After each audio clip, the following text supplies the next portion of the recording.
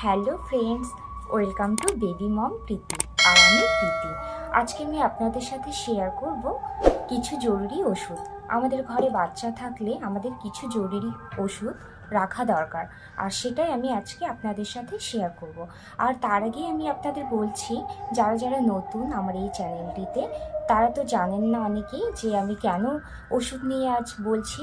তো প্রথমেই বলে রাখি যে আমার দুটো বেবি আছে, একটা 2 ইয়ার্স আর একটা 8 ইয়ার্স।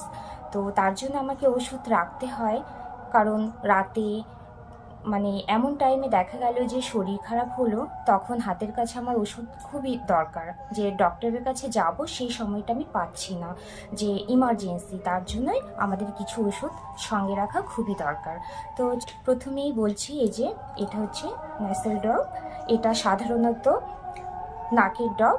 আমাদের এই সিজন চেঞ্জ হওয়ার সময় ঠান্ডা লেগে যায়, আর ঠান্ডাটা শেষের দিকে গরম পড়বে এমন সময় ঠান্ডা লেগে যায়, বা গরমের সময় কি হয়, ফ্যানে থেকে এসিতে থেকে বাচ্চাদের ঠান্ডা লেগে যায়। তো তখন কি হয়, নাক বন্ধ হয়ে যায় আর নিঃশ্বাস নিতে খুবই অসুবিধা হয়। তখন আমাদের এই ন্যাসেল ড্রপটা খুবই উপকারী, তাই আমি তো এটা সবসময় রাখি, কারণ আমার ছোট্ট বেবির মাঝে মাঝে একটু ঠান্ডা লেগে যায়, তার জন্য আমাকে এটা সাথে রাখতেই হয়।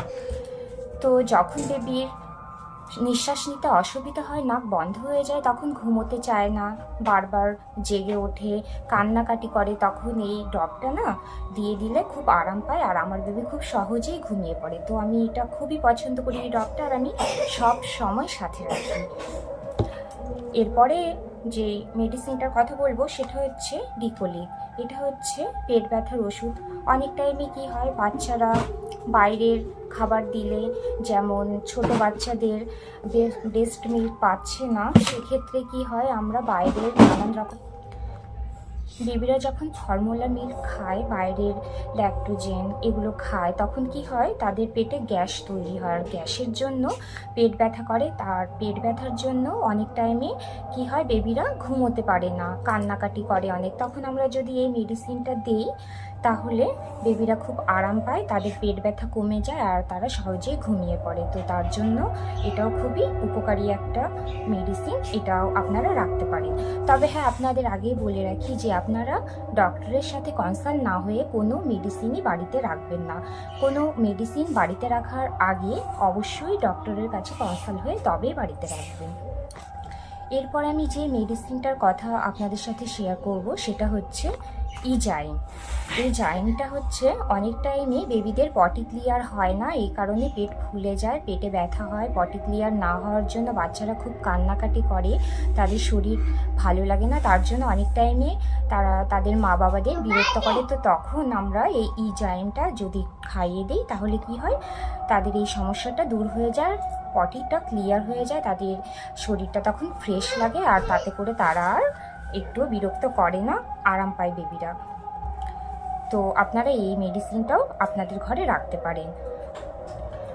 আর একটা ওষুধ যেটা আমার কাছে আপাতত নেই, কারণ আমার বেবি 2 ইয়ার্স কমপ্লিট হয়ে গিয়েছে, সেটা হচ্ছে যে বেবিরা নতুন এই পৃথিবীতে আসার পরে, নতুন নিউবর্ন বেবি যখন আসে, তখন ডক্টর সাজেস্ট করে যে ভিটামিন D3 দিতে, কারণ আমাদের পর্যাপ্ত পরিমাণ সূর্যের রশ্মি থেকে যে আমরা ভিটামিন ডিটা পাই, সেটা অনেক টাইমে আমরা নিতে পারি না, কারণ আমাদের সবসময় পসিবল হয় না যে বেবিকে আমরা সকালবেলা সূর্যের রোদের তাপে নিয়ে গিয়ে দাঁড়িয়ে থাকি। অনেক টাইমে আমরা অনেক রকমভাবে ব্যস্ত থাকি, ঘরের কাজে, সংসারের কাজে, তাই আমরা পারি না। তো তার জন্যই ডক্টররা সাজেস্ট করে ভিটামিন D3 দেওয়ার জন্য। আর আমার বেবিকেও ডক্টর এটা দিতে বলেছিল, আর আমি সেটা দিয়েছিলাম 1 ইয়ার পর্যন্ত, 1 বছর পর্যন্ত দিতে বলেছিল। তো আমার যেহেতু 2 ইয়ার্স কমপ্লিট হয়ে গিয়েছে, তার জন্য আমার এখন আর দরকার নেই, তার জন্য মেডিসিনটা আমার কাছে আপাতত নেই। তো আপনারা এই D3টা অবশ্যই দেবেন, তবে হ্যাঁ, ডক্টরের সাথে কনসাল্ট হয়ে তবে আপনারা মেডিসিন নিয়ে এসে বাচ্চাকে দেবেন, তার আগে দেবেন না। এরপরে আমি যে মেডিসিনটা আপনাদের সাথে শেয়ার করবো সেটা হচ্ছে প্যারাসিটামল। এই প্যারাসিটামলটা খুবই প্রয়োজনীয় একটা ওষুধ, ইম্পর্টেন্ট, আমাদের ঘরে অবশ্যই রাখতে হয়, আপনারা অবশ্যই রাখবেন।